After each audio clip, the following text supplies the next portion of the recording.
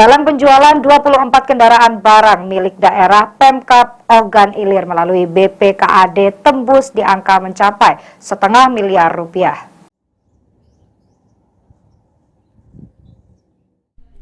Sejumlah kendaraan dinas Pemkab Ogan Ilir sebanyak 24 unit dilelang secara terbuka.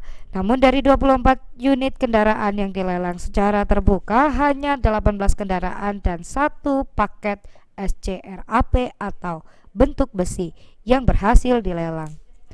Sementara itu untuk sisa kendaraan yang belum dilelang masih tersisa dan rencananya akan dilelang kembali tahun depan. Pelaksanaan lelang dilakukan bidang aset BPKAD bekerja sama dengan Kantor Pelayanan Kekayaan Negara dan Lelang atau KPKNL RI.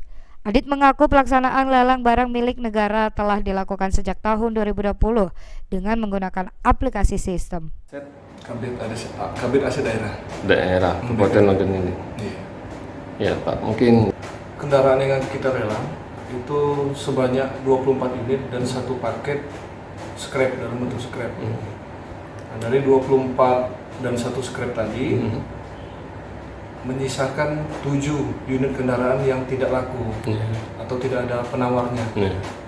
Sedangkan 18 termasuk juga 1 paket scrap tadi itu sudah laku terjual.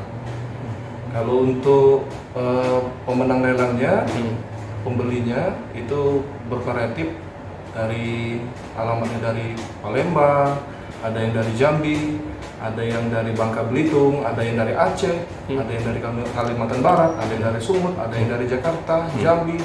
Jadi dengan jumlah uang yang dikumpulkan totalnya hampir R1,5 miliar atau sebesar Rp541 juta. Jumlah ini jauh lebih sedikit daripada tahun sebelumnya. Ahmad Romawi, PAL TV.